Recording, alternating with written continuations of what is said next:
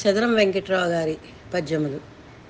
నీలకందర శ్యామ సుందర నిన్ను చూడగ వేడుకే, శూలపాణి విశైలవాసివి శోభనంబుల మూర్తివే, పాలకుండవు నాగభూషణ పాలలోచన శంకర, పాలుకొన్నది కాయమందున పార్వతమ్మయునీశ్వర,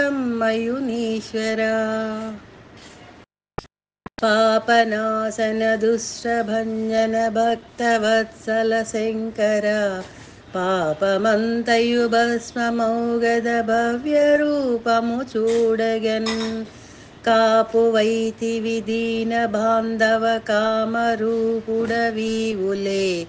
బాపువాడవు భాములన్నీయు భవ్యమూర్తివి ఈశ్వరా.